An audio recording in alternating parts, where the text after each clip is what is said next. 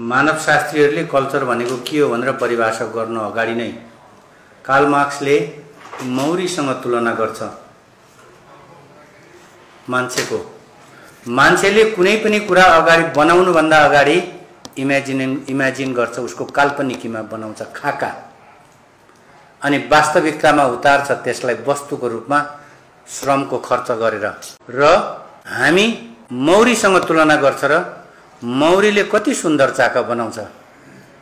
दुनियाँको सबैभन्दा काबिल आर्किटेक्टले पनि मौरीको जतिको सुन्दर चाका बनाउन सक्दैन होला, तर मौरी भित्रको क्यापासिटी के हो? जेनेटिकली डिटरमाइन हो। मान्छेको क्यापासिटी के हो? इमेजिनेसनै गर्छ, कल्चरली लर्न हो। तपाईले त्यति मात्रै कल्चरलाई त्यति मात्रै बुझेर डिफाइन गर्दाखेरि हुँदैन। तपाईले जोशी किन लेख्नु पर्यो? हेमन्त मात्रै लेख्दा पनि हुन्थ्यो। आइडेन्टिटी पोलिटिक्सको कुरा आयो। आइडेन्टिटी पोलिटिक्स भन्दा यहाँ जनजाति मात्रै सम्झना भइरहेछ।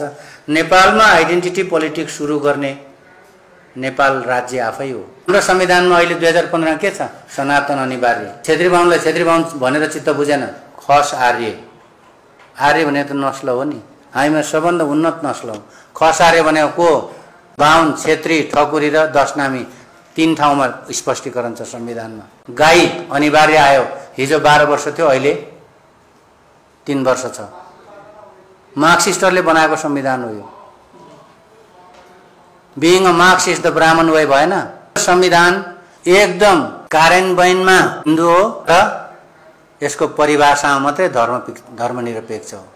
Imagination is translated into action and that will ultimately give you the product. त्यो कल्चर भनेको। कल्चर भनेको हामीले उहिले फाटेको टोपी चाहिँ यहाँ झुन्ड्याएर राखेर त्यो कल्चर, त्यो टोपीसँग हामीले कस्तो सामाजिक सम्बन्धहरूको कुरा गर्छौँ।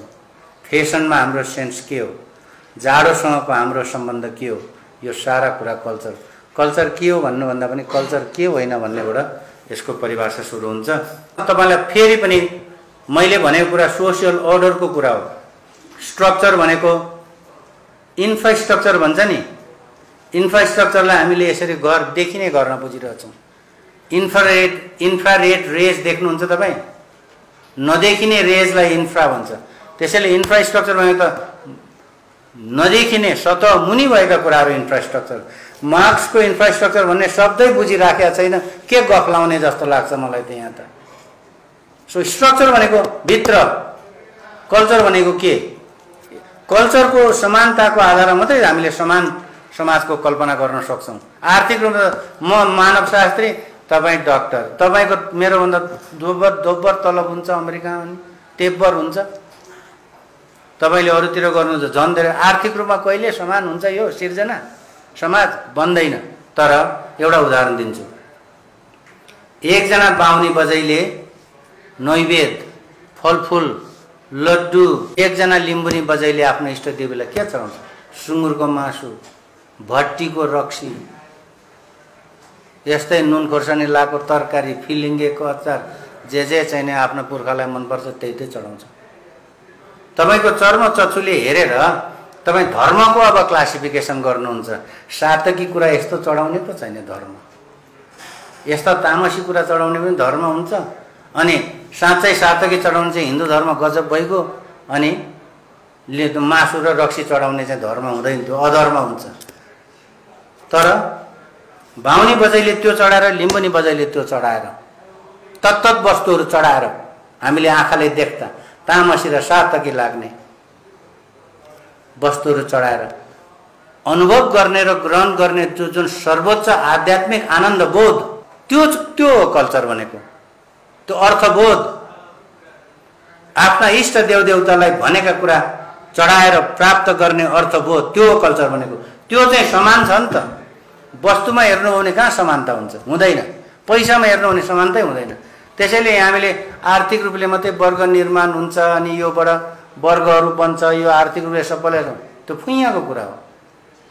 सांस्कृतिक रूपमा मात्रै समानताको कल्पना गर्न सकिन्छ र सबै राउटे संस्कृति भन्नु, चेपाङ संस्कृति भन्नु, लिम्बू संस्कृति भन्नु, उनीहरूका भाषा भन्नु, सबै समान छन्।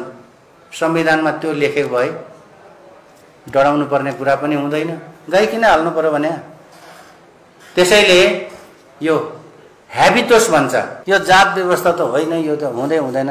यो गोरुको मासु खाए पनि हुन्छ, के पनि खाए पनि हुन्छ। मुखले भन्ने बेलामा भनौँ, कुनै दिन झुकिएर कोहीसँग रक्सी खाएर बसेला के हुन्छ भन्दै गोरुको सुकुटीको चटनी दिया हुन्छ, मजाले खायो एकछिनमा क्या स्वादिलो यार के को सुकुटी भने गोरुको खाइस् नि थाहा छैन भनेपछि अनि बान्ता गर्न थाल्छ। त्यहाँ अगाडि मिठो भइरहेको हुन्छ।